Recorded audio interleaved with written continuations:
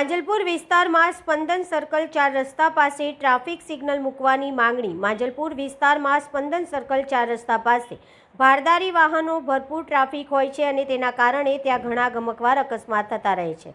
આ બાબતે ઘણી રજૂઆત કરવા છતાં કોઈ નિકાલ આવતો નથી, જેથી 4 રસ્તા ઉપર ટ્રાફિક સિગ્નલ મૂકવા આજરોજ કોંગ્રેસના પૂર્વ ઉપપ્રમુખ વિનોદ શાહે રજૂઆત કરી હતી કે 4 રસ્તા પર સિગ્નલ મૂકવામાં આવે અને જો 15 દિવસમાં સિગ્નલ મૂકવામાં નહીં આવે તો ઉગ્ર આંદોલનની ચીમકી ઉચ્ચારી હતી। વધુમાં વિનોદ શાહે જણાવ્યું હતું કે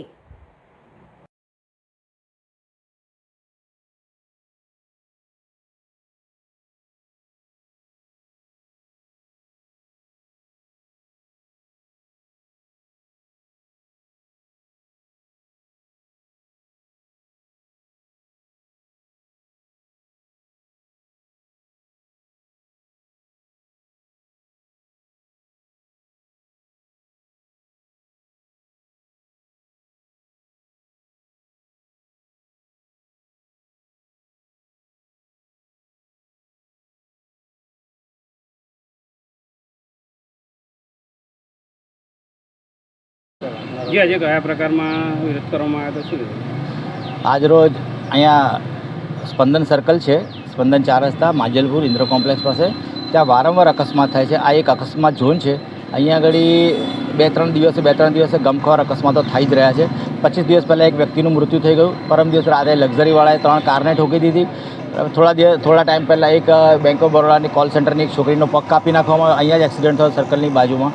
તો મારી માગણી છે કે સર્કલ પાસે ટ્રાફિક સિગ્નલની ખૂબ જ જરૂરિયાત છે, જેનાથી ટ્રાફિક રોકાય અને પછી આગળ વધે।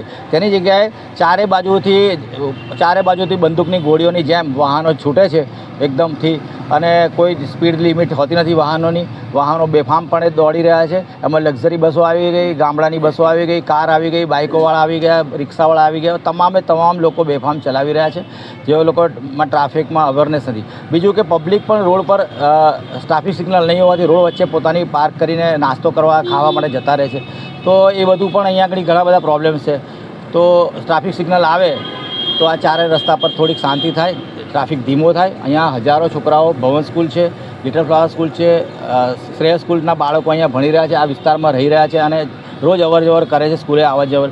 તો એમને જાનની રક્ષા થાય, તમામ બાળકોની રક્ષા થાય અને હવે પછી આ વિસ્તારમાં કોઈનું અપમૃત્યુ ના થાય કે કોઈનો પગ ના કપાય, એવી મારી એક લાગણી છે। અને એના માટે હું કોંગ્રેસનો પૂર્વ પ્રમુખ વિનોદ શાહ આજે ટ્રાફિક સિગ્નલ અહીંયા મૂકવાની, સ્પંદન સર્કલ પર મૂકવા માટેની સરકારશ્રીને માગણી કરું છું। જો સરકારશ્રી 15 દિવસની અંદર અહીંયા ટ્રાફિક સિગ્નલ મૂકે નહીં તો હું આગળ 15 દિવસ પછી અહીંયા ઉગ્ર આંદોલન કરવાનો છું।